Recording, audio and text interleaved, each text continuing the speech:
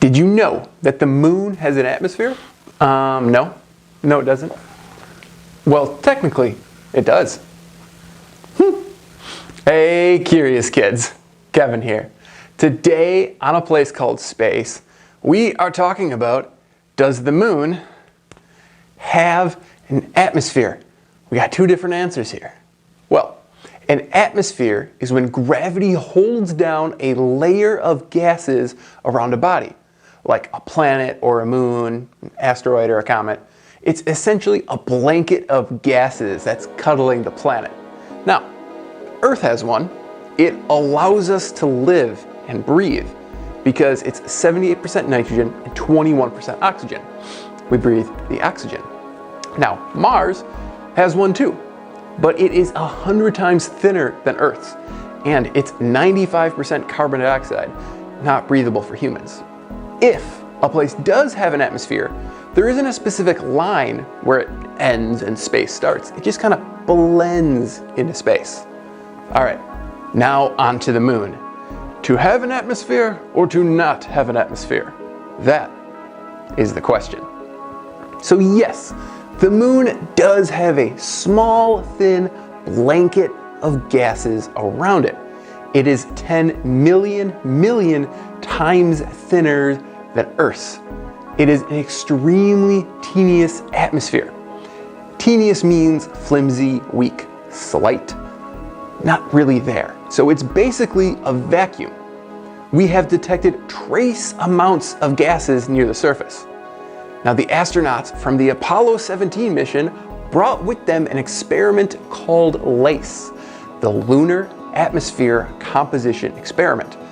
Now, LACE detected small amounts, really small amounts, of hydrogen, helium, argon, neon, ammonia, methane, and carbon dioxide. Since then, scientists have been using some Earth-based observations to also detect sodium and potassium. We don't have those in our atmosphere. But remember, 10 million times thinner than Earth's.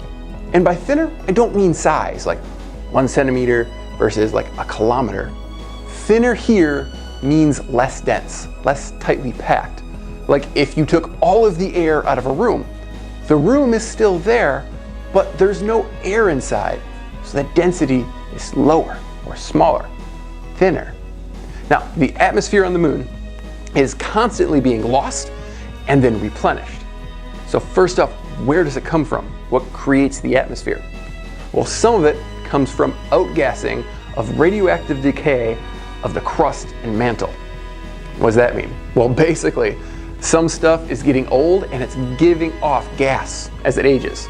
Now, some comes from the bombardment of micrometeorite impacts or comets that are hitting the surface, and that causes the crater, and that gives us some of the atmosphere.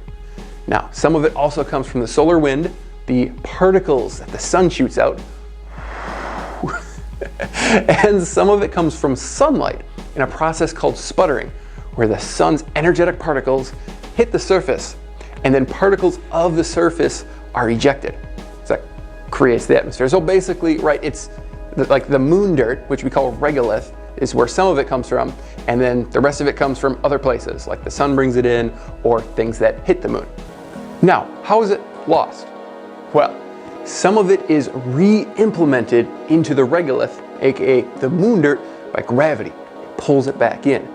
Some of it leaves the moon because it's traveling fast enough, so when it gets ejected, it could be going, which you only need to go, 2.38 kilometers per second, or 1.48 miles per second to leave the surface of the moon, or it's lost out into space by solar radiation pressure or the solar wind carrying it away.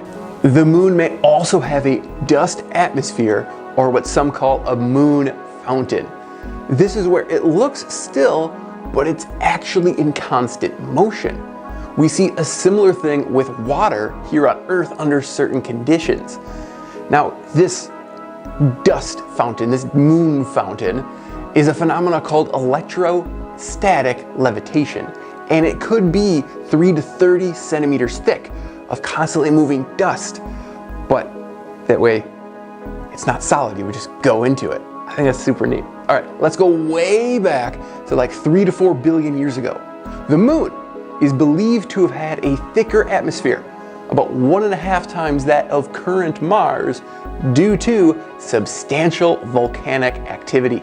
Yup, there used to be active volcanoes on the moon.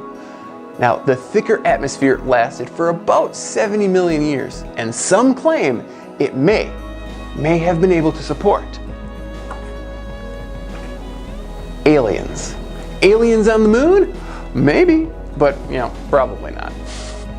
Now on to trivia. The answer to last week's question of who was the first woman in space is B. Valentina Tereshkova.